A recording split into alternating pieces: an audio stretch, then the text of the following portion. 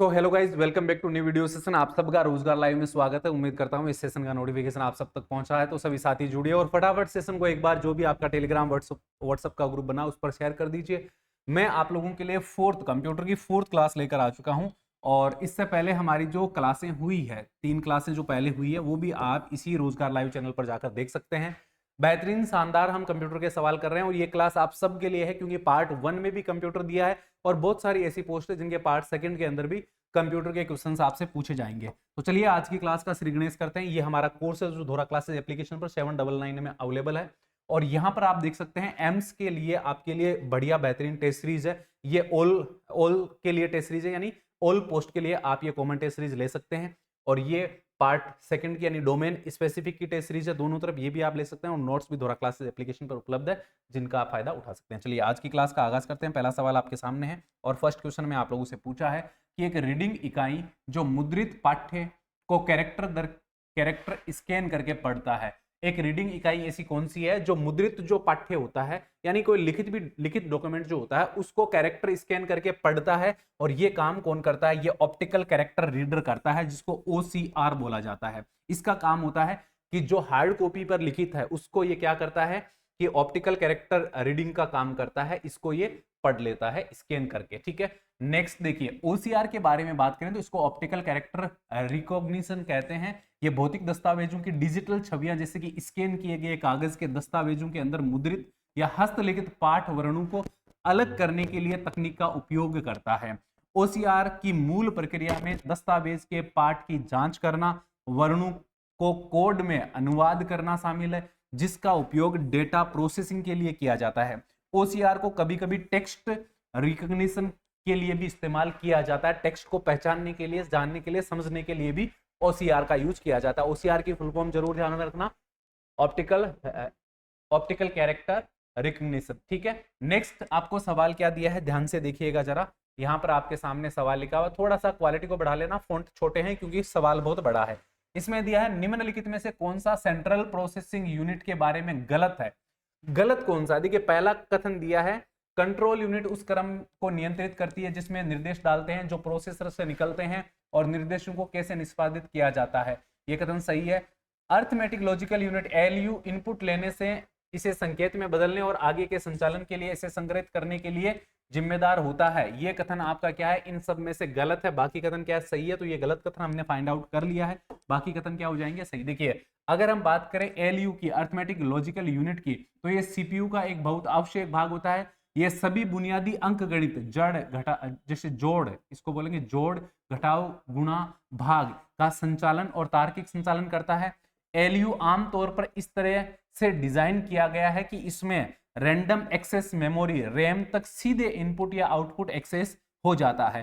Control unit instruction को पूरा करने के लिए, सभी कार्यों को करने के लिए यह जिम्मेदार होता है, अर्थमेटिक लॉजिकल यूनिट। अगला सवाल देखिए, इसमें आप लोगों से पूछा है निम्नलिखित में से किस पोर्ट को माउस पोर्ट भी कहा जाता है। ऐसा कौन सा पोर्ट है जिसको माउस पोर्ट के नाम से जानते हैं? तो PS2 को क्या है? माउस पोर्ट भी बोला जाता है। ये हमारी क्लास थोड़ा सा सुपर फास्ट होने वाली है क्योंकि समय कम बचा हुआ है। ऐसे में मैं चाहता हूं आपका ज्यादा से ज्यादा टाइम बचे, फटाफट आप देखते जाओ और समझते जाओ। ठीक है, देखिए इसमें आपको दिया है PS2 पोर्ट एक 6 पिन मिनी जो है DIN कनेक्टर है, जिसका उपयोग कीबोर्ड और माउस को PC संगत कंप्यूटर सिस्टम से जोड़ने के लिए किया जाता है। यानी माउस और कीबोर्ड दोनों को इसके माध्यम से जोड़ा जा सकता है। तारों का एक समूह है जो समानांतर में बिट्स के एक समूह को वहन करता है। एक संबंध नियंत्रण योजना है। यह एक कंप्यूटर सिस्टम के दो या दो से अधिक उपकरणों के बीच संचार पथ प्रदान करता है और इसको बोला क्या जाता है? इसको बसेस बोला जाता है। ऑप्शन क्या करेंगे? एक कर देंगे। ठीक है, एक से अधिक कंप्यूटरों के बीच में ये क्या करता है? ये उपकरणों के बीच में संचार का ये पथ यानी रास्ता देता है, जिसे हम बसेस बोलते हैं। ठीक है, अब इसके बारे में थोड़ा देख लीजिए। कंप्यूटर आर्किटेक्चर में एक बस एक संचार प्रणाली है जो कंप्यूटर के अंदर या कंप्यूटर के बीच घटकों के बीच डेटा स्थानांतरित करती है। 3 प्रकार की बसों का उपयोग किया जाता है। पहली है एड्रेस बस।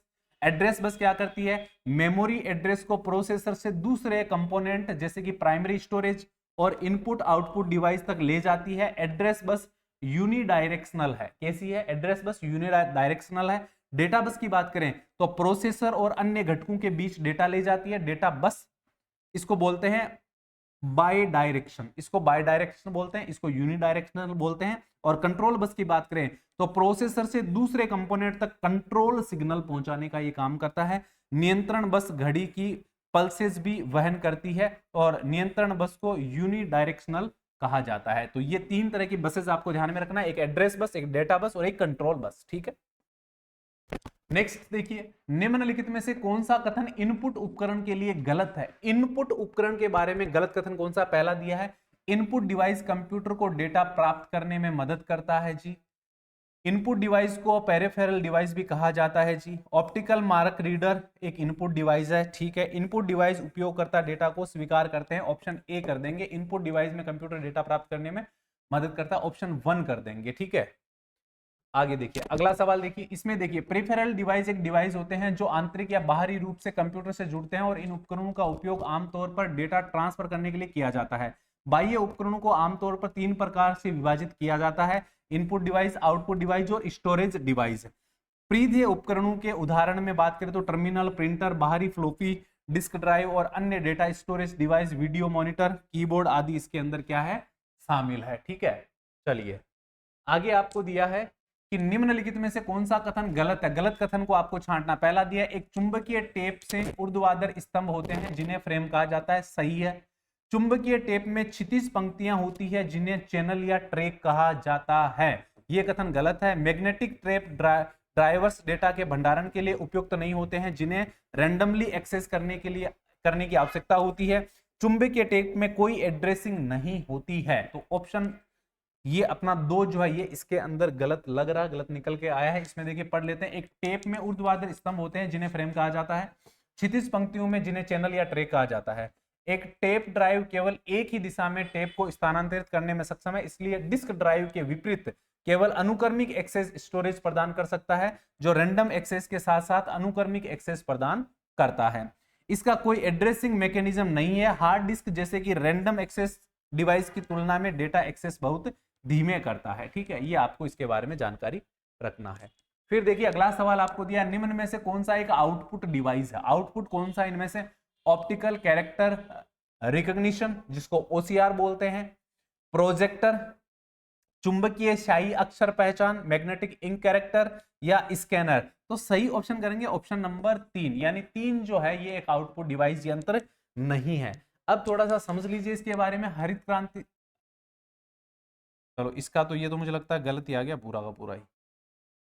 चलो आगे देखिए अगला सवाल देखिए, कंप्यूटर के सेंट्रल प्रोसेसिंग यूनिट सीपीयू के संदर्भ में निम्नलिखित में से अलग को चुनिए। इनमें से अलग कौन सा है ये आपको चुनना है। जो सेंट्रल प्रोसेसिंग यूनिट है उनके संदर्भ में अलग कौन सा है? एलयू और कंट्रोल यूनिट दोनों, output unit, ALU arithmetic logical unit या कंट्रोल यूनिट। तो आपसे पूछा है कि सेंट्रल प्रोसेसिंग यूनिट के संदर्भ में इनमें से देखो ALU control unit, ALU control unit दोनों ये तो कंप्यूटर के क्या है मेन कंपोनेंट से। आउटपुट यूनिट है जो अलग से हम लगाते हैं, ऑप्शन 2 कर देंगे इसके अंदर, ये थोड़ा डिफरेंस हो जाएगा। सेंट्रल प्रोसेसिंग यूनिट सीपीयू का माइक्रो प्रोसेसर या प्रोसेसर के रूप में इसको जाना जाता है। यह अनिवार्य रूप से एक हार्डवेयर जो कंप्यूटर सिस्टम के लिए डेटा इनपुट और आउटपुट प्रोसेसिंग स्टोरेज से संबंधित कार्य करता है। इसके बाद प्रोसेसर में अंकगणित तर्क इकाई एलयू, नियंत्रण इकाई और रजिस्टर नामक 3 खंड में लगी हुई रहती है, प्री इंस्टॉल होती है। फिर आपको दिया है निम्नलिखित में से कौन सा कथन आपको गलत लग रहा है? प्राथमिक मेमोरी गैर परिवर्तनीय होती है, सही बात है।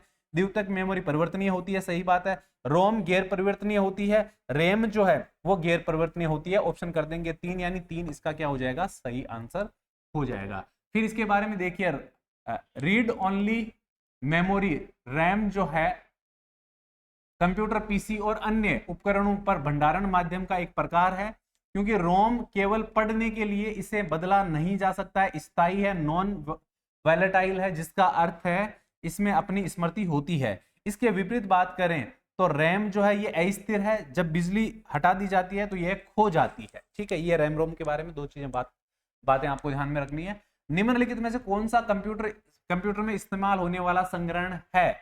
कौन सा संग्रहण है ये आपसे पूछा है। फ्लॉपी डिस्क है, हार्ड डिस्क है, छिद्रित टेप, ये भी आपका है, तो ऑप्शन क्या करेंगे? 4 कर देंगे, यानी सभी विकल्प इसके क्या हो जाएंगे? बिल्कुल सही हो जाएंगे। फिर दिया है यहाँ पर स्टोरेज डिवाइस कोई भी कंप्यूटिंग हार्डवेयर डिवाइस है जिसका प्रयोग फाइलों ऑब्जेक्ट्स को स्टोर करने, पोर्ट करने और एक्सट्रैक्ट करने के लिए किया जाता है। यह स्थायी अस्थायी दोनों प्रकार की सूचनाओं को स्टोर कर सकता है। जो कंप्यूटर सर्वर किसी समान कंप्यूटर डिवाइस को इंटरनल या एक्सटर्नल भाग हो सकता है। उदाहरण के लिए एक स्टैंडर्ड कंप्यूटर में रैम, केस और hard disk, optical disk drive और बाहर से connected USB drive, floppy disk इत्यादि इसके अंदर स्टोरेज डिवाइस के अंदर क्या होते हैं, ये सब शामिल होते हैं।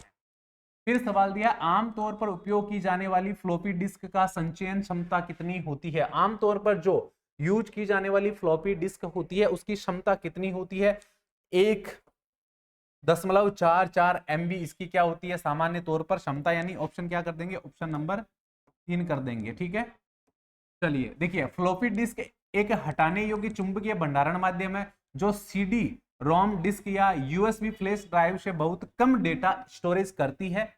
एक सामान्य 32.5 इंच डिस्क जो है वो आपकी क्या करती है, 1.44 मेगाबाइट MB डेटा ही स्टोर कर सकता है। इंपॉर्टेंट फैक्ट ध्यान रखना, यह साधारण टेक्स्ट दस्तावेज के लिए आमतौर पर पर्याप्त है। साधारण कोई टेक्स्ट दस्तावेज होता है जिसकी साइज बहुत कम होती है उसके लिए पर्याप्त है। आज फ्लॉपी डिस्क द्वारा भंडारण मीडिया को यूएसबी जैसे फ्लैश ड्राइव से बदल दिया गया है, अब इसका यूज नहीं किया जाता है क्योंकि यूएसबी का यूज करते हैं। कंप्यूटर मेमोरी के उस क्षेत्र को क्या कहा जाता है जहां बार बार एक्सेस के लिए डेटा को तेजी से एक्सेस करने के लिए स्टोर किया जाता है। भाई डेटा को तेजी से एक्सेस करने के लिए कहां पर स्टोरेज करेंगे, कुकी में, प्लगइन में, टोकन में या केस में। तो बार बार त्वरित गति से, फास्ट स्पीड से एक्सेस करने के लिए केस के अंदर क्या किया जाता है, स्टोरेज। ऑप्शन क्या कर देंगे, 4 कर देंगे, बिल्कुल सही आंसर हो जाएगा। अगला सवाल देखिए, उससे पहले देखिए, केस कंप्यूटर मेमोरी एक क्षेत्र को संदर्भित करता है जहां अक्सर एक्सेस के लिए डेटा को तेजी से एक्सेस करने के लिए इसमें संग्रहित किया जाता है। हार्ड ड्राइव पर एक वैकल्पिक फाइल जहां उस तरह के डेटा को भी संग्रहित किया जा सकता है।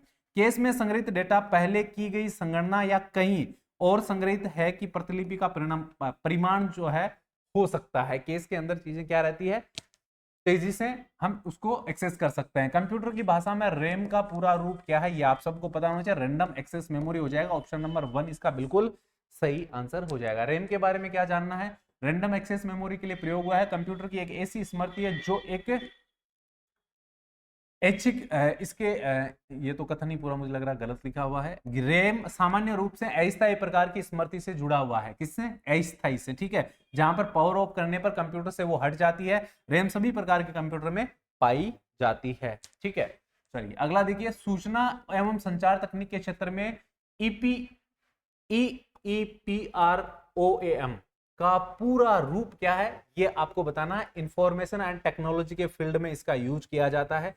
इसका पूरा रूप आपको बताना है, क्या होगा ये आपको बताना है। ठीक है, देखो इसका फुल फॉर्म होता है electrical erasable programmable read only memory. ठीक है, EEP रोम जो है इसका ये फुल फॉर्म होता है। ऑप्शन 1 इसका बिल्कुल सही आंसर है। Electrical erasable programmable read only memory जो है ये बिल्कुल सही आंसर हो जाएगा। ठीक है, इसका हमने फुल फॉर्म तो देख लिया है। जो स्मार्ट कार्ड या रिमोट कीलेस सिस्टम के लिए माइक्रो कंट्रोलर में एकीकृत है, डेटा की अपेक्षाकृत कम मात्रा में स्टोर करने के लिए यह प्रयुक्त होती है, लेकिन व्यक्तिगत बाइट्स को मिटाने और पुनः व्यवस्थित करने की इसको अनुमति ये देता है। ठीक है, फिर देखिए आगे पूछा है, सूचना और संचार प्रौद्योगिकी के क्षेत्र में FDD का पूरा नाम क्या है। FDD folder disk drive, floppy disk drive, folder data drive या फ्लॉपी डाटा ड्राइव, क्या बोलेंगे इसको, बोलेंगे हम क्या करेंगे, ऑप्शन नंबर इसका 2 कर देंगे, फ्लॉपी डिस्क ड्राइव, FDD।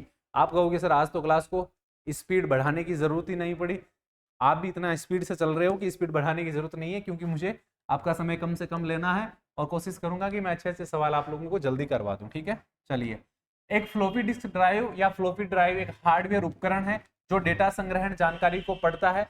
इसे सन 1967 में IBM द्वारा विकसित किया गया है। ठीक है, फ्लॉपी डिस्क अब आउटडेटेड हो गई है, जिसे अन्य स्टोरेज डिवाइस USB और नेटवर्क फाइल और ट्रांसपोर्ट इन सब ने क्या कर दिया है, रिप्लेस कर दिया है। ठीक है, आगे देखिए पूछा है, कंप्यूटर डेटा स्टोरेज में मेमोरी साइज के संदर्भ में 1 गीगाबाइट कितने मेगाबाइट का होता है। Very very very basic question आप लोगों से पूछा है कि 1 गीगाबाइट में कितने क्या होते हैं, मेगाबाइट यानी MB होते हैं। तो ऑप्शन करेंगे 4 यानी 1024 MB 1 GB के अंदर होते हैं। ठीक है, चलिए ये आप सबको पता है, इसलिए ज्यादा बताने की इसमें आवश्यकता नहीं है, आगे बढ़िए। हार्ड डिस्क किस प्रकार के डेटा का भंडारण करने के लिए डिवाइस का उदाहरण है? हार्ड डिस्क किस प्रकार के डेटा भंडारण का उदाहरण है, ये आपको बताना है। हार्ड डिस्क द्वितीयक भंडारण है, यानी क्या बोलेंगे, ये सेकेंडरी स्टोरेज के रूप में जाना जाएगा। ऑप्शन 2 कर देंगे, इसका बिल्कुल सही आंसर हो जाएगा। ये रैम रोम के बारे में ये बेसिक सवाल है। इसके बाद आगे बढ़िए, अगला सवाल देखिए, पर्सनल कंप्यूटर में निम्नलिखित में से कौन सी प्राथमिक स्टोरेज डिवाइस होती है? प्राथमिक स्टोरेज डिवाइस यानी प्राइमरी जो मेमोरी है उसकी आप लोगों से बात की जा रही है। हम करेंगे रैंडम एक्सेस मेमोरी।